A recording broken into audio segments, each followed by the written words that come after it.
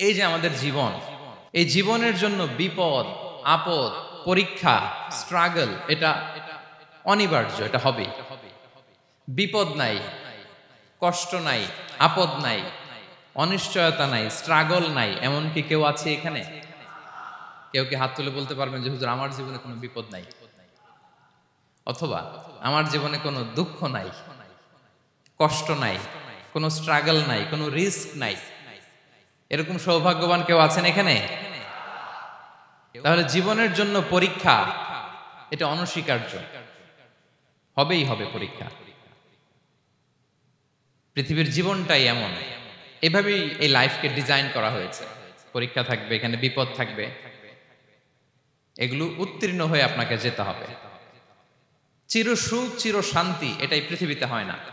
চিরসুখ এবং চিরশান্তির জায়গা হচ্ছে জান্নাত। চিরসুখ এবং চিরশান্তি কোথায়? এটা জান্নাতের বৈশিষ্ট্য। চিরসুখ চিরশান্তি, টেনশন নাই, ঝামেলা নাই, পরীক্ষা নাই, বিপদ নাই, রিস্ক নাই, স্ট্রাগল নাই। এটা হচ্ছে দ্য ফিচার্স অফ জান্নাত, জান্নাতের ফিচার। কিন্তু সমস্যা বাদে তখন যখন জান্নাতের ফিচার আমরা দুনিয়ায় খুঁজি। যেটা পাবো আমরা জান্নাতে, এটা খুঁজি কোথায়? এই তখনই সমস্যা বাদে। And this is the main problem. এটাই বড় সমস্যা। এই সমস্যার সমাধান কোথায়, এটা নিয়ে আজকে আমি কিছু কথা অ্যাড্রেস করবো ইনশাআল্লাহ। তো তাহলে আসুন শুনি জান্নাতের ফিচার কি। জান্নাতের কমন একটা ফিচার হচ্ছে জান্নাতে there will be no sickness in paradise. জান্নাতে কোনো অসুস্থতা থাকবে না, চিরসুস্থ। সুবহানাল্লাহ পড়েন। চিরসুস্থ চির সবল, কেউ অসুস্থ হবে না জান্নাতে। জান্নাত হবে অ্যান্টি এইজিং, জান্নাতে বয়স বাড়বে না কারো, চিরযৌবনা, চিরযুবক, অ্যান্টি এজিং। আপনারা জানেন যে বর্তমান পৃথিবীতে অ্যান্টি এজিং ক্রিম পাওয়া যায় না? ক্রিম, কথা বুঝতেছেন? অ্যান্টি এজিং ক্রিম পাওয়া যায়। তারা বলে এই ক্রিম মাখলে চামড়ায় ভাঁজ পড়ে না। এটার দাম আছে কিন্তু অনেক।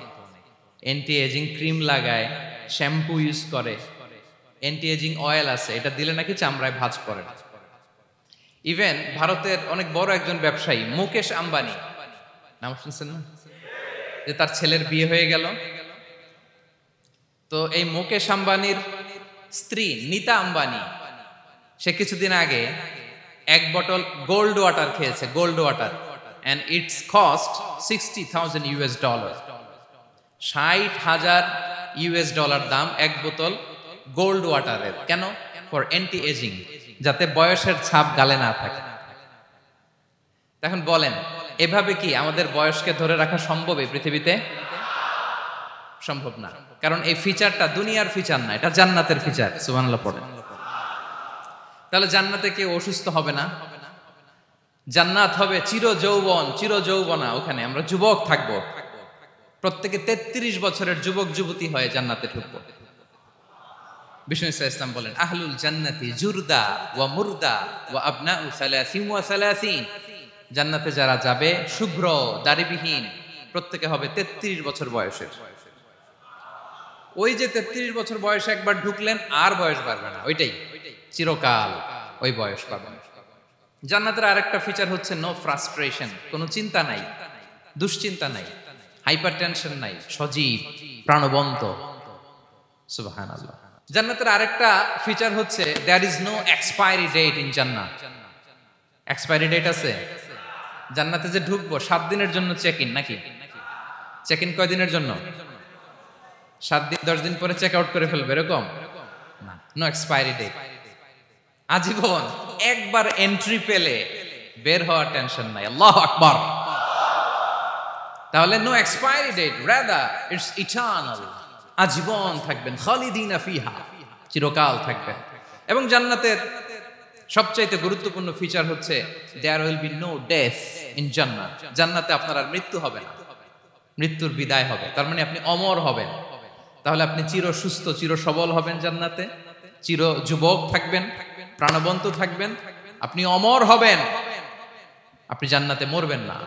জান্নাতীরা যখন জান্নাতে যাবে, ফেরেশতারা ডেকে বলবে, ইয়া আহলাল জান্নাতি ইন্না লাকুম আন তাসিহু ফালা তাসকামু আবাদা। জান্নাতীরা চিরকাল সুস্থ থাকবা, অসুস্থ হবা না। ইন্না লাকুম আন তাশিব্বু ফালা তাহরামু আবাদা, তোমরা শাবাব থাকবা, বুড়া হবা না। ওয়া ইন্না লাকুম আন তাহইয়াউ ফালা তামুতু আবাদা, চিরকাল বেঁচে থাকবা, মরবা না। এবং সেদিন জান্নাতে মৃত্যু দেয়া হবে, মৃত্যু দেয়া হবে। ইউতাল মাউতু বিকাবশিন আমলাহ, একটা ছাগলের আকৃতিতে মৃত্যুকে আনা হবে। ফায়ুযবাহুল মাউত, মৃত্যুকে জবাই দেয়া হবে। এবার জান্নাতীরা তাকিয়ে থাকবে, ফেরেশতারা বলবে ইয়া আহলাল জান্নাতি খুলুদুন ফালা মাউত, হে জান্নাতীরা চিরকাল এই জান্নাতে থাকবে। তাহলে জান্নাতের ফিচার পাইছেন? এখন কোন বোকা যদি এই ফিচার দুনিয়ায় খোঁজে পাবে? পাবে না, কারণ দুনিয়ার ফিচার আলাদা। দুনিয়ার ফিচার কি? এই দুনিয়াতে বিপদ আসবে, কষ্ট আছে দুনিয়াতে, হতাশা আছে, ভয় আছে, অসুস্থতা আছে, বার্ধক্য আছে, এবং এই দুনিয়ার একটা এক্সপায়ারি ডেট আছে না? দ্য ডে ইউ ডাই, যেদিন আপনি মারা যাবেন, এটা আপনার এক্সপায়ারি ডেট, চলে যেতে হবে, চলে যেতে হবে। এই পৃথিবীতে মৃত্যুর অস্তিত্ব আছে, সবকিছু থমকে দিয়ে, আপনাকে চমকে দিয়ে মৃত্যু চলে আসবে, ঠিক কিনা বলেন? তাহলে এগুলো হচ্ছে দুনিয়ার ফিচার। এই দুনিয়াতে বিপদ আপদ, কষ্ট, ঝুঁকি, স্ট্রাগল, বার্ধক্য, অসুস্থতা, এগুলো নিয়ে আমাদেরকে টিকে থাকতে হয়। এটা দুনিয়ার ফিচার, মিলায় ফেললে হবে না। জান্নাতের ফিচার একটা, দুনিয়ার ফিচার আরেকটা। দুনিয়াতে কষ্ট থাকবে, বিপদ আপদ থাকবে। এই দুনিয়ার ফিচারটা আল্লাহ তাআলা কোরআনের একটা আয়াতে খুব চমৎকার ভাবে উল্লেখ করেছেন, সেটা দিয়েই আমি আলোচনা শুরু করেছি। আল্লাহ তাআলা ইরশাদ করছেন ওয়ালা নাবলুওয়ান্নাকুম বিশাইইম মিনাল খাউফি ওয়াল জুই ওয়া নাকসিম মিনাল আমওয়ালি ওয়াল আনফুসি ওয়াস সামারাত ওয়া বাশশিরিস সাবিরিন। আল্লাহ তাআলা বলছেন অবশ্যই অবশ্যই আমি তোমাদেরকে পরীক্ষা করব, ভয় দিয়ে, ক্ষুধা দিয়ে, সম্পদের ঘাটতি দিয়ে, আতঙ্ক দিয়ে, প্রাণনাশ দিয়ে, ফল ফসলের হানি দিয়ে পরীক্ষা করব। কিন্তু এই পরীক্ষায় যারা উত্তীর্ণ হবে, যারা সবর ইখতিয়ার করবে, ওয়াবাশশিরিস সাবিরিন, ধৈর্যশীলদের জন্যই হচ্ছে সুসংবাদ। আলহামদুলিল্লাহ পড়ে। তাহলে সম্মানিত সুধী, আমরা বুঝতে পারলাম এই পৃথিবীর ফিচার হচ্ছে এখানে বিপদ থাকবে, বিপদ ছাড়া কেউ থাকবে না। স্ট্রাগল থাকবে, কষ্ট থাকবে, ঝুঁকি থাকবে, রিস্ক থাকবে, এবং নানা ধরনের বিপদ আপদ দিয়ে আল্লাহ তাআলা আমাদেরকে পরীক্ষা করবেন। এটা মাস্ট, এটা আমাদের মাইন্ডসেটে নিয়ে নিতে হবে। মাইন্ডসেটে এটা ক্লিয়ার থাকতে হবে। চিরসুখ চিরশান্তি এই দুনিয়াতে মিলবে, কোথায় মিলবে তাহলে? এটা তাহলে বিপদ আসবেই, আপদ আসবেই, পরীক্ষা থাকবেই আমাদের জীবনে। তবে ইন্টারেস্টিংলি মজার বিষয় হচ্ছে পরীক্ষাটা এক একজনের এক এক রকম। পুরো পৃথিবীটা একটা পরীক্ষা ক্ষেত্র, কিন্তু কারো প্রশ্নপত্রের সাথে কারো প্রশ্নপত্রের কোনো মিল নাই। সুবহানাল্লাহ। আমার পরীক্ষা একরকম, আপনার পরীক্ষা আরেক রকম, ওই ভাইয়ের পরীক্ষা আরেক রকম, ওনারটা আরেক রকম। সবাই পরীক্ষার্থী, সবাই পরীক্ষার্থী, কিন্তু কারো প্রশ্নপত্রের সাথে কারো প্রশ্নপত্রের কোনো মিল নাই। কারো জন্য পরীক্ষা হচ্ছে সে খুব অসুস্থ, প্রচন্ড অসুস্থতা, তার জন্য পরীক্ষা। ক্যান্সারের রোগী, দুরারোগ্য ব্যাধি, ডক্টর বলছে 4th স্টেজে চলে আসছে, কয়েক মাস বাঁচতে পারে, এটা তার জন্য পরীক্ষা। আবার কারো দেখবেন যে খুব একটা অসুস্থতা নাই, অসুস্থতার ঝামেলা নাই, কিন্তু তার দারিদ্রতা আছে, তার আর্থিক অনটন, এটা তার জন্য পরীক্ষা। আবার কারো দেখবেন অসুস্থতাও নাই, দারিদ্রতাও নাই, তার দাম্পত্য জীবনের সমস্যা আছে না নাই? অনেকের দেখবেন এগুলো কোনোটাই সমস্যা না, তার ছেলে কথা শোনে না, মাদকাসক্ত। আহা, মাদকাসক্ত, রিহ্যাবে পাঠায়, আবার আসে, আবার গাঁজা খাওয়া শুরু করে, আছে না নাই বলেন? দেখেন তার পরীক্ষাটা আবার আলাদা। অনেকের দেখবেন মেয়ে বাবার কথা শোনে না। আবার অনেকের দেখবেন যে ব্যবসায় সমস্যা, লসের পর লস, লাভ উঠাতে পারে না। তাহলে পরীক্ষা ছাড়া, বিপদ আপদ ছাড়া দুনিয়াতে কেউ নাই, কেউ নাই প্রিয় ভাইরা। এটা আমাদের মাথায় রাখতে হবে। পরীক্ষা আপনাকে দিতেই হবে, পরীক্ষা দিয়ে দিয়েই নিজেকে প্রমাণ করতে হবে। আর এক একজনের পরীক্ষাটা এক এক রকম, কারো পরীক্ষার সাথে কারো পরীক্ষার কোনো মিল থাকবে না। তো মাঝে মাঝে আমরা এটা ভুলে যাই। আল্লাহ তাআলা কালামে পাকে রিমাইন্ডার দিয়ে আমাদেরকে স্মরণ করিয়ে দিতে চান যে এই পৃথিবীতে আসলে তোমরা এসেছো পরীক্ষা দিতে। এটাই জীবনের বড় বাস্তবতা। আমাদের জীবনে যত হতাশা, আমাদের জীবন নিয়ে যত অভিযোগ, আমাদের মনে যত কষ্ট, আমাদের হৃদয়ের ভেতরে যত অস্থিরতা, তার মূলে হচ্ছে এই সমস্যা যে আমরা ভুলেই গেছি আমরা পরীক্ষা দিতে আসছি। এটা যদি ভুলে না যান, এটা যদি আপনার মাইন্ডসেটে থাকে যে পুরো জীবনটা একটা পরীক্ষা, তাহলে দেখবেন কোনো কিছু আপনাকে কাবু করতে পারবে না। আপনি হতাশ হবেন না, জীবন নিয়ে আর অভিযোগ থাকবে না, আপনি ভেঙে পড়বেন না, সব অভিযোগ হতাশা দূর হয়ে যাবে। তার মানে বুঝতে পারলাম পরীক্ষা আপনাকে দিতেই হবে। পরীক্ষা দেয়া ছাড়া এই পৃথিবী থেকে চলে যাওয়ার কোনো চান্স বা সুযোগ আমাদের কারো নেই। সূরাতুল আনকাবুতে আল্লাহ তাআলা এই কথাটা আরো চমৎকার ভাবে বলেছেন। আল্লাহ তাআলা ইরশাদ করছেন, আহাসিবান নাসু আইয়ুতরাকু আইয়াকুলু আমান্না ওয়া হুম লা ইফতানুন ওয়ালাকাদ ফাতান্নাল্লাযীনা মিন ক্বাবলিহিম ফালা ইয়া'লামান্নাল্লাহু আল্লাযীনা সাদাকু ওয়া লা ইয়া'লামান্নাল কাযিবিন। আল্লাহ বলেন, মানুষ কি ভেবেছে সে শুধু বলবে আমি ঈমানদার আর তাকে আমি জান্নাতে ঢুকাই দিব? না, কখনো না, কোশ্চিন কালেও না। বরং পূর্ববর্তীকালে যারা পৃথিবীতে এসেছিল তাদেরকে আমি পরীক্ষা নিয়েছি, পরীক্ষা করেছি, এবং তাকেও ঈমানের প্রশ্নে সে সত্যবাদী না মিথ্যাবাদী পরীক্ষা দিয়ে দিয়ে নিজেকে প্রমাণ করতে হবে। ঠিক কিনা বলেন? পরীক্ষা দিয়ে আপনাকে প্রমাণ করতে হবে। এবং এই পরীক্ষার ব্যাপারটা, এটা যে শুধু আমরা সাধারণ মানুষ আমাদের জীবনে দুঃখ বিপদ পরীক্ষা এমনটা না। এই পৃথিবীর সবচাইতে শ্রেষ্ঠ মানুষ যারা ছিলেন তাদেরকে আল্লাহ পরীক্ষা নিয়েছেন। বলেন তো এই পৃথিবীতে সবচাইতে শ্রেষ্ঠতম মানুষ কারা? সবচাইতে শ্রেষ্ঠ ভালো মানুষ কারা ছিল পৃথিবীতে? বলেন তো নবীরা। আওয়াজ করে বলেন তো কারা? তো বলেন তো নবীদের জীবনে পরীক্ষা ছিল কি ছিল না? হ্যাঁ ছিল। বেশি না কম?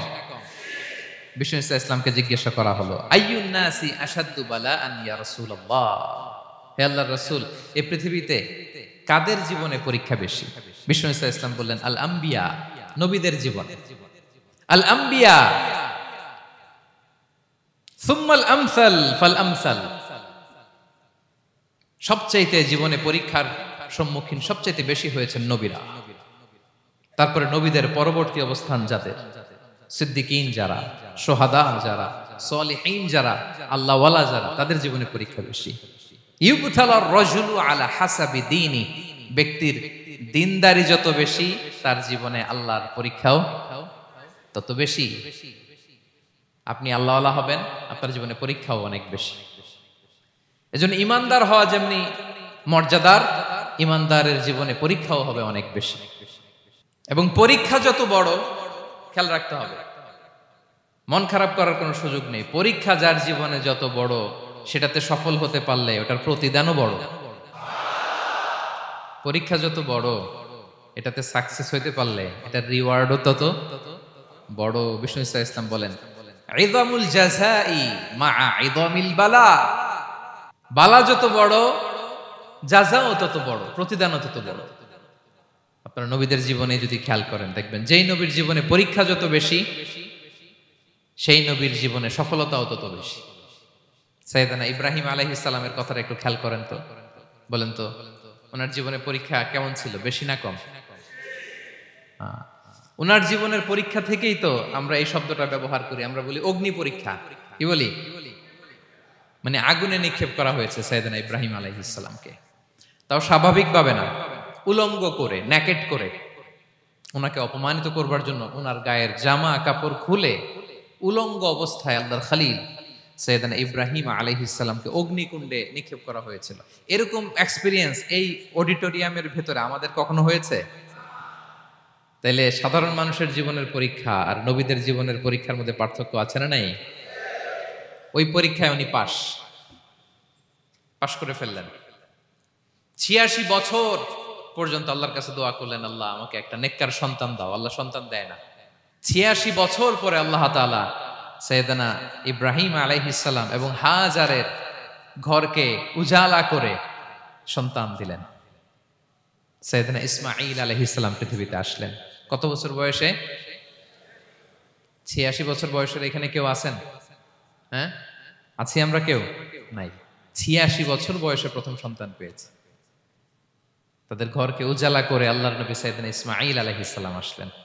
এবার আল্লাহ বললেন, যাও, স্ত্রীকে আর এই কলিজার টুকরা সন্তানকে থাকো তো প্যালেস্টাইনে, প্যালেস্টাইন থেকে ১,৫০০ কিলোমিটার দূর দ্য ব্যারেন ল্যান্ড, ওই মক্কার ধুধুমরু প্রান্তরে রেখে আসো, যেখানে কেউ নাই, মানুষ নাই, গাছ নাই, পাখি নাই, পানি নাই, যাও রেখে আসো। আচ্ছা বলেন তো, ৮৬ বছর পরে যে লোকটা সন্তান পেল, বুঝে শুনে উত্তর দিয়েন, ৮৬ বছর পরে যে লোকটাকে আল্লাহ তাআলা সন্তান দিল, তার হৃদয়ে ওই সন্তানের জন্য মায়া বেশি না কম? আহা, এমনি তো আমাদের প্রথম সন্তান, আমাদের প্রথম সন্তানের হিস্ট্রিটা একটু খেয়াল করেন তো। প্রথম আমাদের যে মেয়ে হয়েছিল বা যাদের ছেলে হয়েছিল, তার প্রতি আদর, সোহাগ, দরদ, ভালোবাসা, আহ্লাদ কত ছিল। আর ৮৬ বছর বয়স আল্লাহ তাআলা ওনাকে সন্তান দিলেন, দিয়ে বললেন, যাও, হাজারকে আর ইসমাঈলকে মক্কার ধুধুমরু প্রান্তরে রেখে আস। আল্লাহ তাআলা বলতে দেরি, চলে যেতে দেরি নাই, মুহূর্তে উনি রওনা হয়ে গেলেন। সুবহানাল্লাহ পড়বেন না? রেখে আসলেন মক্কার ধুধুমরু প্রান্তরে। এবার আল্লাহ বললেন, যাও, রিটার্ন ব্যাক টু প্যালেস্টাইন, প্যালেস্টাইনে চলে যাও। চলে গেলেন, হৃদয়টা ভেঙে খান খান। অনেক বছর পরে আল্লাহ তাআলা আবার অনুমতি দিলেন, যাও, এবার ছেলেকে দেখে আসতে পারো, যাও, প্যালেস্টাইন থেকে আবার মক্কায় যাও। সাইয়েদনা ইব্রাহিম আলাইহিস সালাম প্যালেস্টাইন থেকে আবার ১,৫০০ কিলোমিটার পথ পাড়ি দিয়ে, এখনকার মতো ফ্লাইটে যায় না, গাড়িতেও না, উটে করে। কিসে করে? উনি যে কতবার মক্কা থেকে ফিলিস্তিন এসেছেন আর গিয়েছেন, কোনো ইয়ত্তা নাই, হিসাব নাই। গেলেন, এবার ছেলেটা হাঁটতে পারে, দৌড়াতে পারে, একটু একটু কথা বলতে পারে, আব্বু আব্বু ডাকতে পারে। কেমন মায়া লাগে বলেন তো? মায়া ভালোবাসায় যখন টইটম্বুর, ঠিক ওই মুহূর্তে আল্লাহ বললেন, ছেলেকে জবাই করো, জবাই করো ছেলেকে। আল্লাহ তাআলা বলতে দেরি করেছেন, আল্লাহর আদেশ পালনে ১ সেকেন্ডও তিনি দেরি করেন নাই। ছুরি চালালেন, জান্নাত থেকে দুম্বা নিয়ে আসা হলো। এভাবে আল্লাহর নবী ইব্রাহিম আলাইহিস সালাম ওনার জীবনের প্রতিটি ক্ষেত্রে যেখানে আল্লাহ তাআলা ওনাকে পরীক্ষা নিয়েছেন, উত্তীর্ণ হয়েছেন। এবং দেখেন ওনাকে আল্লাহ তাআলা কি উপহার দিলেন, আল্লাহ তাআলা ওনাকে খলিলুল্লাহ উপাধি দিলেন, আল্লাহর বন্ধু। সুবহানাল্লাহ বলেন। আল্লাহ তাআলা বলছেন, ওয়া ইযি বিতালা ইব্রাহিম রাব্বুহু বিকালিমাতিন ফাআতাম্মাহুন ক্বালা ইন্নী জাঈলুকা লিন-নাসি ইমামা। আল্লাহ অনেকগুলো পরীক্ষা নিয়েছিলেন সাইয়েদনা ইব্রাহিম আলাইহিস সালাম, প্রতিটা পরীক্ষায় সাকসেসফুলি পাস করেছেন, গোল্ডেন এ প্লাস। আল্লাহ বলেন, ইন্নী জাঈলুকা লিন-নাসি ইমামা, I'm gonna make you the leader for the entire human being. I'm gonna appoint you as a leader for the entire universe. গোটা বিশ্বের জন্য, গোটা মানবতার জন্য আমি তোমাকে লিডার বানায় দিলাম। ইযামুল জাযাই মা'a ইযামিল বালা। পরীক্ষা যত বড়, ওই পরীক্ষায় পাশ করলে ওইটার ফলাফল ও প্রতিদানও বড়। তাহলে দেখেন প্রিয় ভাইরা, সাইয়েদনা ইব্রাহিম আলাইহিস সালামের জীবনে পরীক্ষার কোনো শেষ ছিল না। আমি আপনি কোথায়? আল্লাহর খলিলের জীবনে যদি এত পরীক্ষা থাকতে পারে, আমি আপনি কোথায় বলেন তো? এবার বলেন, সাইয়েদনা মূসা আলাইহিস সালাম, ওনার জীবনে তো কোনো পরীক্ষার ছিল না। হ্যাঁ, গুণে শেষ করতে পারবেন? জন্মটাই তো হয়েছে পরীক্ষার মধ্য দিয়ে। মিশরের ছেলে সন্তান হইলেই ফেরাউন বলছে জবাই করো। ওনার মা এরকম সিন্ধুকে করে ভাসায় দিলেন নীল নদীতে। আল্লাহু আকবার! কি একটা রোমাঞ্চকর পরিস্থিতির মধ্য দিয়ে আল্লাহ তাআলা ওনাকে বাঁচালেন। সুবহানাল্লাহ। জন্মই হয়েছে পরীক্ষার মধ্য দিয়ে। বড় হইলেন, ফেরাউনের ভয়ে দেশ ত্যাগ করলেন, মিশর থেকে মাদিয়ান। আবার আল্লাহর আদেশে যখন ফিরে আসলেন, আবার ফেরাউনের সাথে তর্ক বিতর্ক, যুদ্ধ। একটা রাত আল্লাহ নবী মূসা আলাইহিস সালাম শান্তি মতো মিশরে ঘুমাতে পারে নাই। একটা রাত। শেষ পর্যন্ত এই ফেরাউন মূসা আলাইহিস সালামকে ধাওয়া করেছে। ফেরাউনের ধ্বংসের আগ পর্যন্ত সে মূসা আলাইহিস সালামকে ধাওয়া করেছে। তার মানে মূসা আলাইহিস সালাম এই বিপদ আপদ পরীক্ষা এগুলো থেকে মুক্তি পান নাই। এবার বলেন ঈসা আলাইহিস সালামের কথা। ওনার জীবনে তার পরীক্ষা ছিল না? কি পরীক্ষা ছিল? হ্যাঁ, আল্লাহু আকবার। Same scenario goes to the biography of every messenger in the world. পৃথিবীর সব নবীর ক্ষেত্রে একই ঘটনা ঘটেছে। সাইয়েদনা ঈসা আলাইহিস সালাম দাওয়াত যখন দিলেন, ওনার বিরোধিতা শুরু হলো, ওনাকে হত্যার ষড়যন্ত্র হলো। ইভেন কি ওনাকে মারার জন্য বনি ইসরাইলেরা উদ্ধত হলো, জানে বাঁচবার জন্য পালালেন, এক ঘরে ঢুকলেন, চারদিক দিয়ে ঘেরাও করলো। উনি দরজা জানালা লাগাই দিলেন। ওরা বললো একজন দরজা ভেঙে জানালা ভেঙে ভিতরে ঢুকো, ঢুকে দেখো বেটা ঈসা কি করে। একজন ভিতরে ঢুকছে, ঢুকার সাথে সাথে বল রাফাআহুল্লাহু ইলাইহি, আল্লাহ তাআলা ঈসা আলাইহিস সালামকে উপরে উঠায় নিলেন। আর যেই লোকটাকে তারা ভেতরে ঢুকালো তার চেহারাকে আল্লাহ তাআলা ঈসা আলাইহিস সালামের চেহারার মতো করে দিলেন। এবার তার বাইরের সাথীরা বলে ঘটনা কি, বেটা ঈসাও বেরোয় না, আমাদের লোকটাও বেরোয় না, সবাই ঢুক। দরজা ভেঙে ভেতরে ঢুকে দেখে ঈসা দাঁড়ায় আছে। বলেন তো এটা ঈসা না মিসা? এটা কি আসল ঈসা? ওমা কতালু ওমা সলাবু ওয়ালাকিন শুব্বিহা লাহুম। আল্লাহ বলে তোমরা আমার নবী ঈসাকে হত্যাও করতে পারো নাই, শুলেও চড়াতে পারো নাই, আমি সেফটি সিকিউরিটি দিয়ে আমার নবী ঈসা আলাইহিস সালামকে আকাশে তুলে নিয়েছি। তাহলে ওনার জীবনও পরীক্ষার শেষ ছিল না। এবার যদি আমরা বিশ্বনবী সাল্লাল্লাহু আলাইহি ওয়াসাল্লামের জীবনের দিকে তাকাই, ওনার জীবনটা দেখেন তো।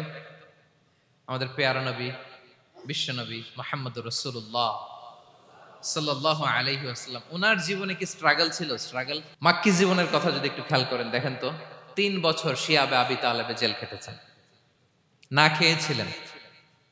ওনার বংশের লোকেরা প্রথমে ছাগল খেয়েছে, ছাগলগুলো যখন শেষ, ছাগলের চামড়াগুলো শুকিয়ে ওইটা খাইছে। গাছের পাতা ছাল এগুলো খেয়ে খাবারের অভাবে বেহুশ হয়ে পড়ে থাকতো তারা, না খেয়ে। না খেয়ে কয়দিন ছিলেন আপনি? আমি কয়দিন ছিলাম না খেয়ে? মনেই তো পড়ে না, না খেয়েছিলাম কিনা কোনোদিন। এ হচ্ছে মাক্কি জীবন। মেন্টালি প্রেসার দেয়া হয়েছে। বিশ্বনবীর চাচা আবুল আহাব, তার 2 ছেলে উতবা আর উতাইবা, এদের সাথে বিয়ে দিয়েছিলেন 2 মেয়ের। যখন দাওয়াত দেওয়া শুরু করলেন 2 মেয়েকে ডিভোর্স দিয়ে দিল। দেখেন একটা বাবার জন্য প্রাপ্তবয়স্কা মেয়েকে যখন উঠায় নেয়ার আগে ডিভোর্স দেয়, তার মানসিক অবস্থাটা কেমন থাকে বলেন? মেন্টালি প্রেসারাইজ করা হয়েছে, ফিজিক্যালি হ্যারাস করা হয়েছে। বিষ্ণু ইসলাম যখন নামাজে দাঁড়াতেন, উটের পচা নারী ভুঁড়ি বিষ্ণুনবীর কাঁধে চাপিয়ে দেওয়া হতো। আপনার জীবনে এরকম ঘটছে কখনো? আপনি নামাজ পড়তেছেন, উটের পচা নারী ভুঁড়ি আপনার কাঁধে চাপিয়ে দেওয়া হয়েছে। কয়দিন হয়েছে এরকম? কয়দিন হয়েছে? হ্যাঁ, তারপরে তো আলহামদুলিল্লাহ বেরোয় না মুখ দিয়ে। কেমন আছেন হুজুর কোয়েন না, বেশি একটা সুবিধার না, তাই না? বেশি একটা একটু মিলাবেন। কতটুকু পরীক্ষা আমরা দিয়েছি। তায়েফে গেলেন বিশ্বনবী, তায়েফে গেছিলেন জমির বায়না দিতে, তাই না? জমি কিনবে তায়েফে। তায়েফবাসীদেরকে জাহান্নামের আগুন থেকে বাঁচাতে গিয়েছিলেন, নিজের জন্য না। সেখানে তায়েফের ছেলেরা পাথর মেরেছে বিষ্ণু ইসলামের গায়ে। এত শুভ্র দেহ ছিল, চেহারা ছিল, বিষ্ণুবীর গা দিয়ে ঝরঝর করে রক্ত ঝরেছে। ফিজিক্যাল হ্যারাসমেন্টের শিকার হয়েছেন বিষ্ণু ইসলাম। যখন যেদিন বিষ্ণু ইসলামকে হত্যার ষড়যন্ত্র করা হলো, আল্লাহ তাআলার আদেশে তিনি মক্কা থেকে মদিনায় হিজরত করলেন। মদিনাতে যে একটা রাত, 7ম হিজরির আগ পর্যন্ত শান্তিতে ঘুমাতে পারেন নাই। 3 দিকে 3 ইহুদি বসতি, বনু কাইনুকা, বনু নদীর, বনু কুরাইজা। আহা, খাওয়ার মধ্যে বিষ মিশিয়ে দেয়া হয়েছিল বিষ্ণু ইসলামের। বাজুর, খাসির বাজুর রান পছন্দ করতেন। এক ইহুদি মহিলা বিষ্ণু ইসলামের ওই রানের মধ্যে বিষ মিশিয়ে দিয়েছিল। ওই বিষের যন্ত্রণায় মৃত্যুর আগ পর্যন্ত বিশ্বনবী কাতরাতেন। এবং উনি ইন্তেকালের সময় ওই বিষের ব্যথা যন্ত্রণাতে ইন্তেকাল করেছেন। বিশ্বনবীর ইন্তেকালটা শাহাদাতের ইন্তেকাল ছিল। বিষ্ণু ইসলাম বলেছেন, ওই যে খায়বার এলাকার ওই মহিলা যে আমার খাবারে বিষ মিশিয়েছিল, সেই বিষের যন্ত্রণা, বেদনা, কষ্ট আমি অনুভব করছি। খেয়ে না খেয়ে দিন প্রচারের কাজে নিজেকে দিয়েছ বিলিয়ে, তায়েফের কাফিরেরা চিনল না সে আলো, দুষ্ট ছেলেদের পিছু দিল লেলিয়ে, পাথরের আঘাতে ক্ষত বিক্ষত হয়ে সারা শরীর থেকে রক্ত ঝরে। হে রাসূল তোমাকে ভুলি আমি কেমন করে, হে রাসূল তোমাকে ভুলি আমি কেমন করে। হাজার ব্যথা বেদনার পরে ফিরে আসনি তুমি আপন ঘরে, দিনের আলো তুমি ছড়িয়ে দিতে, চলে গেলে মদিনায় মক্কা ছেড়ে। হে রাসূল তোমাকে ভুলি আমি কেমন করে, হে রাসূল তোমাকে ভুলি আমি কেমন করে। ঠিক কিনা বলেন? একটা রাত শান্তির ঘুম তিনি দিতে পারেন নাই। প্রিয় ভাইরা, তাহলে আমরা কি বুঝলাম? বিশ্বনবীর জীবনও পরীক্ষা ছিল কি ছিল না? আমাদের উপায় আছে? আমরা বাঁচতে পারবো এই বিপদ আপদ পরীক্ষা ঝঞ্ঝাল থেকে? বাঁচতে চাইলেও বাঁচতে পারবো? পারবো না। ইমাম মালিক আলাইহি রাহমা নাম শুনেছেন? ইমাম মালিক, ওনার জ্ঞান থেকে লাখো লাখো মানুষ উপকৃত হয়েছে, কোটি কোটি মানুষ উপকৃত হয়েছে। মদিনার রাস্তায় রশি দিয়ে ওনাকে টেনে হিচড়ে এক এলাকা থেকে আরেক এলাকায় নিত জালেম বাদশারা। ইমাম মালিক আলাইহি রাহমা। ইমাম আহমদ ইবনে হাম্বল, ওনাকে বেত্রাঘাত করা হতো, চাবুক দিয়ে পেটানো হতো। আমাদের মাযহাবের ইমাম আল ইমাম আল আযম আবু হানিফা আলাইহি রাহমা, ওনাকে কারাবন্দী করা হয়েছিল। তার মানে দেখেন, যত বড় বড় স্কলার, যত বড় বড় মাশায়েখ, এমনকি আম্বিয়া আলাইহিমুস সালাম, ওনারাও পরীক্ষা বিপদ আপদ থেকে রেহাই পাইছে? তাহলে আপনি আর আমি পাবো? বলেন তো। তাহলে এটা আমাদের ব্রেইনে গেঁথে নিতে হবে যে জীবন মানেই এখানে বিপদ থাকবে, পরীক্ষা থাকবে, স্ট্রাগল করে করে আমাকে আগাতে হবে। কেউ আমার জন্য রেড কার্পেট বিছিয়ে রাখবে না। এই জীবনটা বড় জটিল। This is life, how it's design. এভাবেই পৃথিবীকে ডিজাইন করা হয়েছে। এখানে বিপদ আছে, কষ্ট আছে।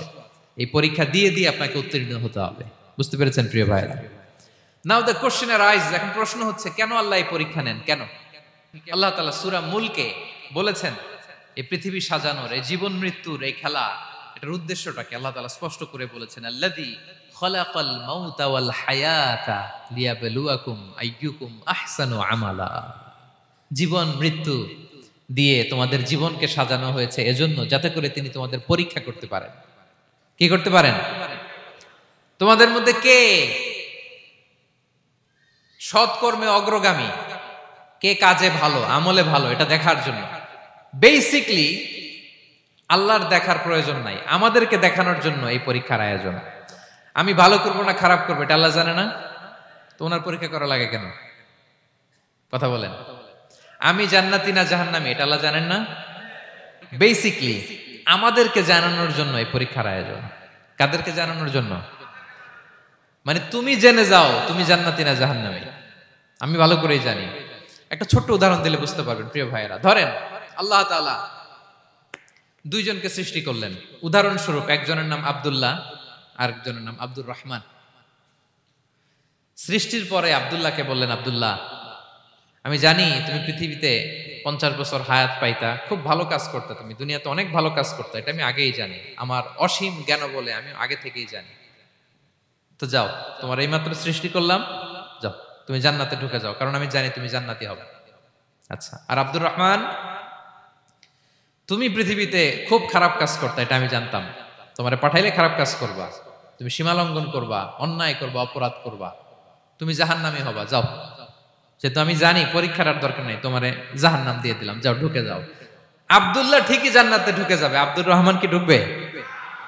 ঢুকবে। সে বলবে, আল্লাহ এইমাত্র আমারে বানাইলেন, এইমাত্র আপনি আমাকে সৃষ্টি করলেন, সৃষ্টি করেই বলতেছেন তুমি জাহান্নামে যাও, আর বলতেছেন আমি জানি দুনিয়াতে পাঠালে তুমি খারাপ কাজ করবা, তুমি জাহান্নামী হবা, পাঠানোর আর কি দরকার, আগে থেকে জাহান্নামে যাও। আল্লাহ আপনি জানলে জানতে পারেন, আমি তো জানি না। ঠিক কিনা বলেন? সে বলবে, না আল্লাহ আপনি ভুল বলতেছেন, এই দুনিয়াতে পাঠাইলে আমি খুব ভালো কাজ করতাম, আমি সীমা লঙ্ঘন করতাম না, নামাজ পড়তাম, রোজা রাখতাম, হজ করতাম, যাকাত দিতাম, সাদাকা করতাম, চ্যারিটি করতাম, জনকল্যাণকর সব ভালো কাজগুলো আল্লাহ আমি করতাম। এজন্য আল্লাহ তাআলা পরীক্ষার আয়োজন করেছেন, যাতে করে তুমি জেনে যাও যে পৃথিবীতে তুমি কি করেছো। এখন আর আল্লাহকে এক্সকিউজ দেওয়ার সুযোগ নেই। আচ্ছা বলেন তো, আবু জাহেলকে যদি আল্লাহ এখন কিয়ামতের দিন বলে, Abu Jahl go to the hell fire, আবু জাহেলের কিছু বলার সুযোগ আছে? কারণ ও দুনিয়াতে কি করে আসছে এটাও জানে না। ফেরাউনকে ডেকে যদি আল্লাহ বলে, ফেরাউন তুমি জাহান্নামে যাও, go to the hell fire, ওর কি কোনো এক্সকিউজ দেওয়ার সুযোগ আছে? বলেন, সুযোগ আর আছে?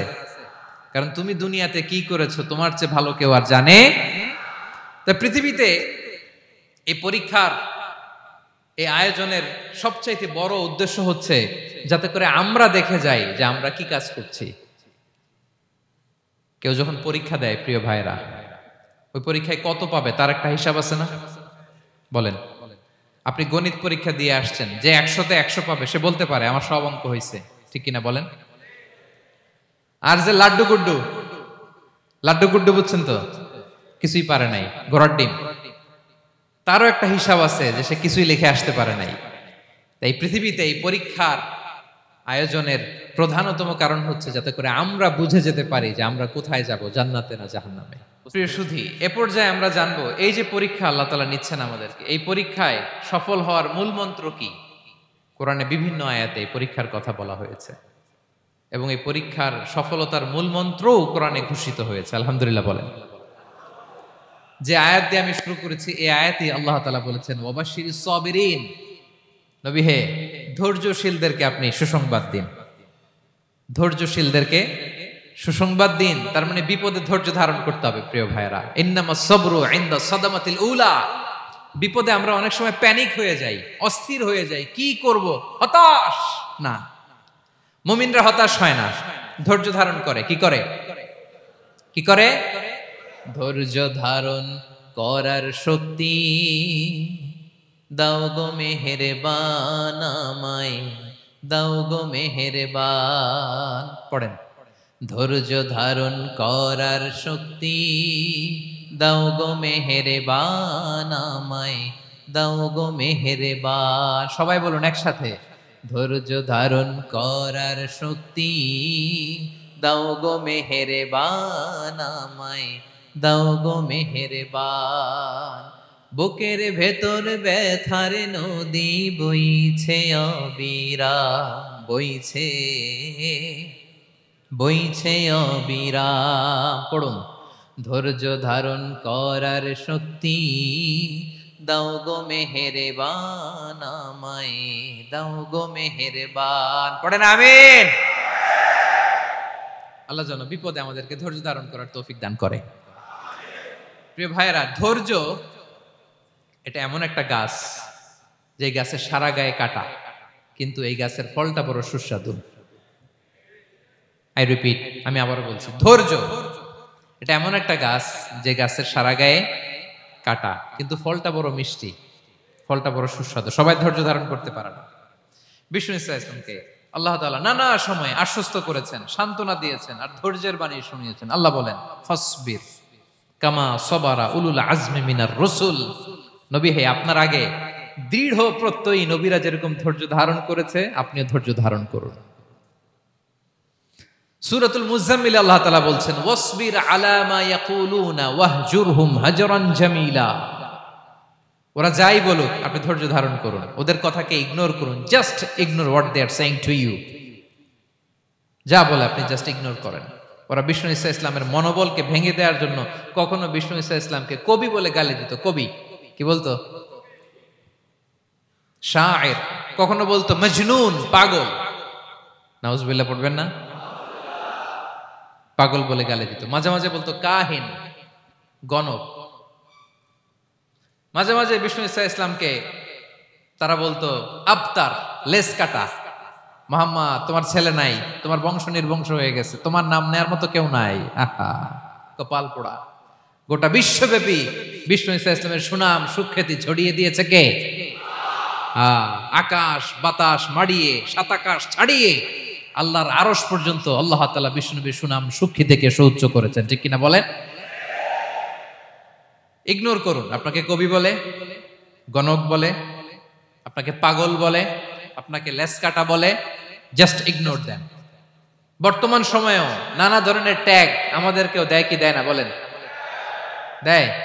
আমাদেরকে কি বলে? মৌলবাদী বলে, বলে বলে ওই যে রাজাকার বলে, রাজাকার রাজাকার খেলার দিন শেষ। মন মতো হইলে মুক্তিযোদ্ধা, মন মতো না হইলে রাজাকার, এই দিন শেষ। ওই দিন আর নাই, এই কার্ড দিয়ে আর খেলার দিন নাই। এগুলো মানুষ আর খায় না এখন, এগুলো গিলে না আর। সাধারণ মানুষ বড্ড সচেতন। দেখেন কালের বিবর্তনে, সময়ের আবর্তনে একই পরিক্রমা আমাদেরকেও ট্যাগিং করে, আমাদেরকে মৌলবাদী বলে, ব্যাকডেটেড বলে, রাজাকার বলে, জঙ্গি বলে, যুদ্ধাপরাধী বলে, আছে না এরকম? ওয়াসবির আলা মা ইয়াকুলুন, নিজের সাথে মিলায় নেন, যা বলে ধৈর্য ধারণ করো।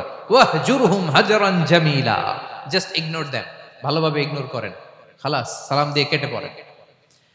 তাহলে প্রিয় ভাইরা, এই বিপদ আপদ আমাদের পিছু ছাড়বে না, পিছু ছাড়বে না। নবীদের পিছু ছাড়ে নাই, আমরা কোথায়? আমরা আর কি? বিপদ আমাদেরকে ধৈর্য ধারণ করতে হবে, মনোবল হারাইলে হবে না। দেখেন বিশ্বনবী কিভাবে আপনাদেরকে সান্ত্বনা দেয়। বিশ্বনবী বলেন, আজাবান লি আমরিল মুমিন, মুমিনের ব্যাপারটা বড় আশ্চর্যজনক। ফাইন্না আমরাহু কুল্লাহু লাহু খাইর, মুমিনের জীবনে যা ঘটে সবটাই খাইর, সবটাই কল্যাণ। ইন আসাবাতহু সাররাউ শাকারা ফাকানা খাইরাল্লাহ ওয়া ইন আসাবাতহু দাররাউ সাবারা ফাকানা খাইরাল্লাহ। মুমিনের জীবনে যদি সুখ আসে তাহলে মুমিন শুকরগুজার হয়, এটা তার জন্য ভালো। আর যদি মুমিন জীবনে দুঃখ আসে তাহলে সে সবর ইখতিয়ার করে, এটাও তার জন্য ভালো। সুবহানাল্লাহ। তাহলে দেখেন আমরা হয় সুখে থাকি নয় দুঃখে থাকি, ঠিক কিনা বলেন? তাহলে সুখের সময় আমরা শুকর করি, কি করি? শুকরগুজার হই। শুকরিয়া করাও একটা ইবাদত, শুকরিয়া করাও কি? আর দুঃখের সময় আমরা সবর করি, সবর করাটাও একটা। তাহলে আমাদের পুরো জীবনটাই ইবাদত, পুরো জীবনটাই সুখের সময় শুকর আর দুঃখের সময় সবর। আওয়াজ করে বলেন, সুখের সময় শুকর আর দুঃখের সময়। এই দুই ইবাদত মুমিন জীবনে চলমান, কন্টিনিউয়াস, একটা উইন উইন সিচুয়েশন। কি বলেন? উইন উইন হয়ে গেল না? যেই পরিস্থিতিতেই থাকে আমাদের জন্য লাভ। আল্লাহু আকবার। তাহলে প্রিয় ভাইরা, এটাই জীবনের বাস্তবতা। সবর আমাদেরকে ইখতিয়ার করতে হবে, হতাশ হওয়া যাবে না। অনেকে আমরা অল্পতে হতাশ হই। এই যে আমরা ধৈর্য ধারণ করছি, এর ফল পাচ্ছি না। দীর্ঘ 1.5 যুগ 1.5 দশক ধরে ধৈর্য ধারণ করছেন না আপনারা? এখন মুক্তি, স্বাধীনতা, বিজয় এনে দিয়েছে কে? ধৈর্য ধারণ করুন। ধৈর্যের যে ফলাফল, এটা বড় মিষ্টি। ধৈর্য এমন একটা গাছ, এই গাছের সারা গায়ে কাটা, কিন্তু এর ফলটা বড় সুস্বাদু, এর ফলটা বড় মিষ্টি। ধৈর্য ধারণ করার অভ্যাস করতে হবে প্রিয় ভাইরা। মুমিন হতাশ হয় না, হাল ছেড়ে দেয় না। মুমিন ভরসা রাখে একজনের উপর, তিনি কে? লা তাইয়াসু মির রাউহিল্লাহ ইন্নাহু লা ইয়াইয়াসু মির রাউহিল্লাহি ইল্লাল কওমুল কাফিরুন।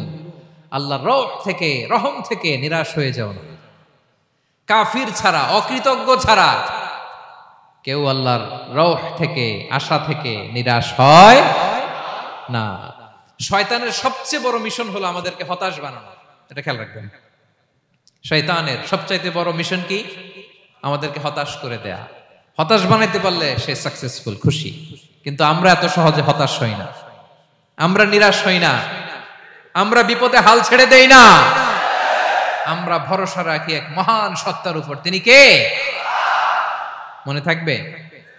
বিপদ আসলে ভেঙে পড়বেন, ভিসা না হইলে কান্নাকাটি শুরু করবেন, ব্যবসায় লস হইলে হাউমাউ, হ্যাঁ, দেশ থেকে কোনো দুঃসংবাদ আসলে হতাশ হবেন, ভেঙে পড়বেন। ধৈর্য ধারণ করব আমরা। আওয়াজ করে বলেন, আমরা কি করব? সবর।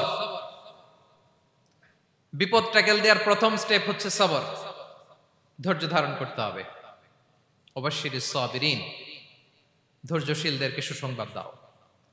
বিপদ থেকে বাঁচার দ্বিতীয় স্টেপ হচ্ছে এই বিপদ থেকে উত্তরণের চেষ্টা করতে হবে, কন্টিনিউয়াস প্রচেষ্টা চালিয়ে যেতে হবে। ওয়াল্লাযীনা জাহাদু ফিনা লানাহদিয়ান্নাহুম সুবুলানা, যারা আমার রাস্তায় চেষ্টা করে, প্রচেষ্টা করে, স্ট্রাগল করে, তাদেরকে আমি পথ দেখিয়ে দেই, সুবুল দেখিয়ে দেই, ওয়ে আউট দেখায় দেই, এক্সিট দেখায় দেই।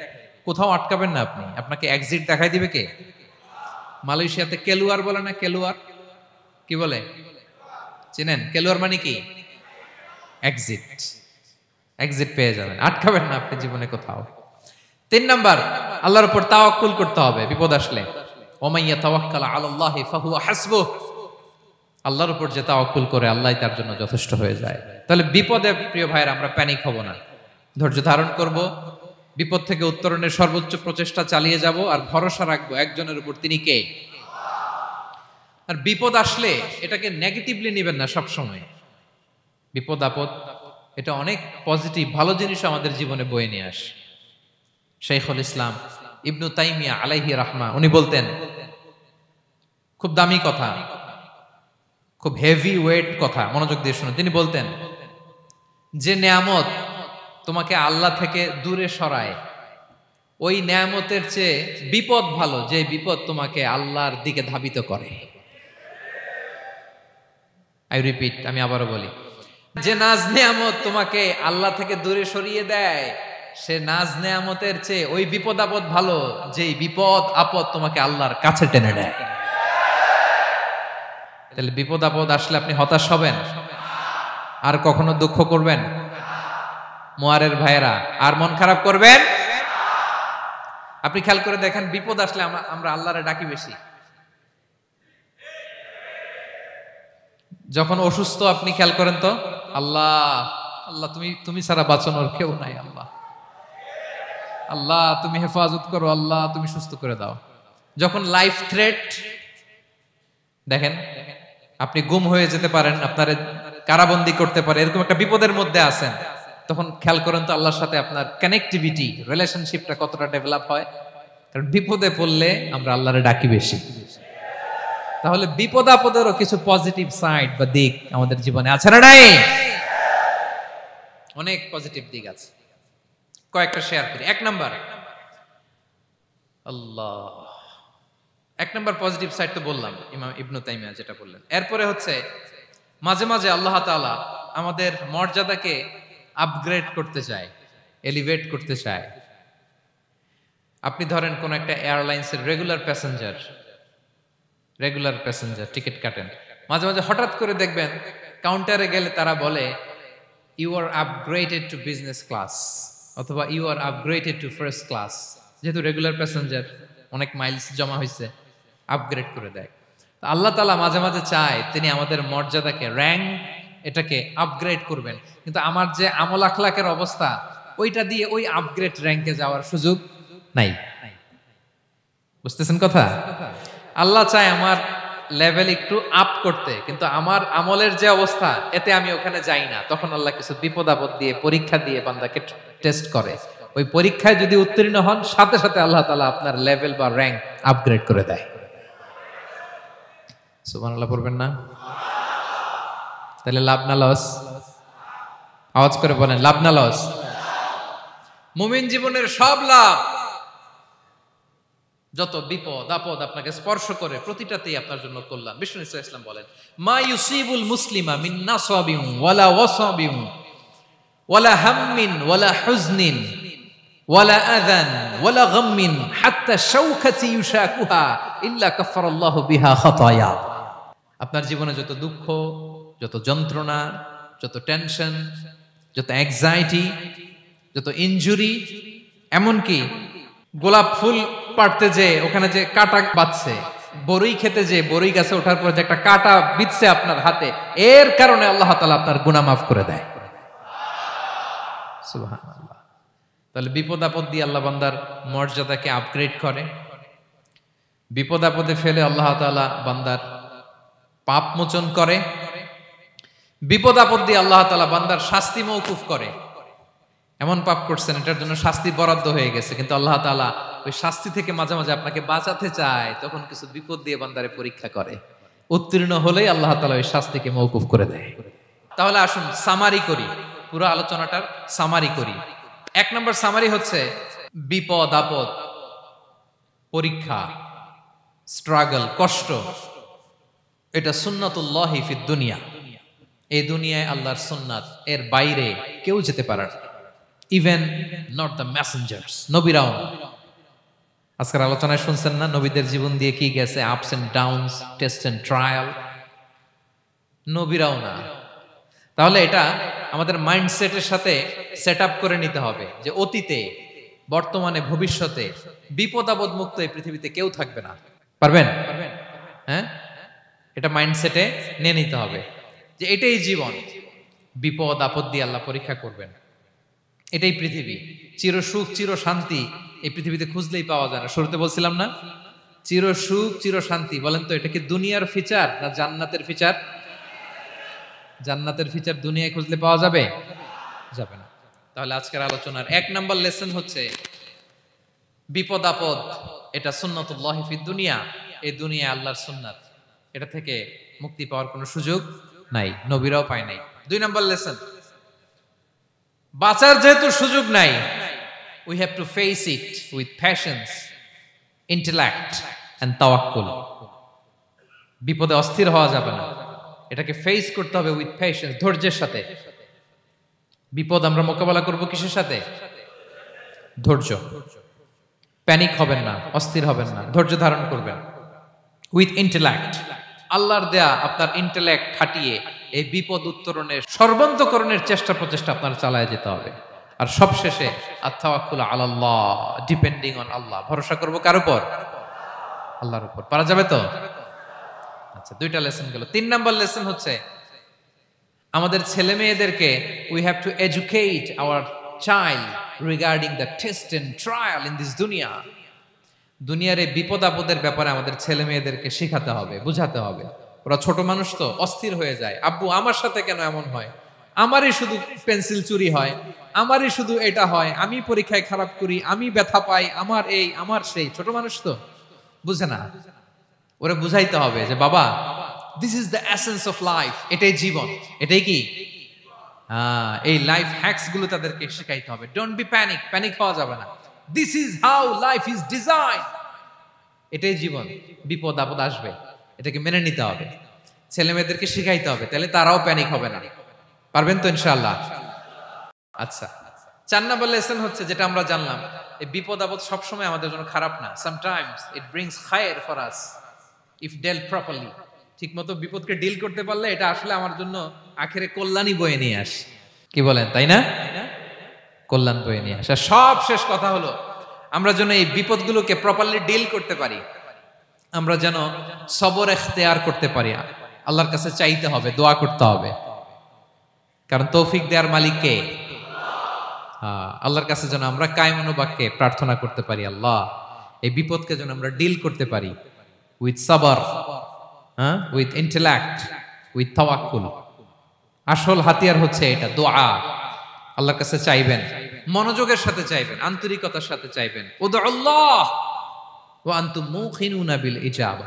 বিষ্ণু বলেন এমন ভাবে চাও যেন তুমি অনেকটা কনফার্ম যে তোমার দোয়া আল্লাহ কবুল করবেনই, এমন ভাবে চাও।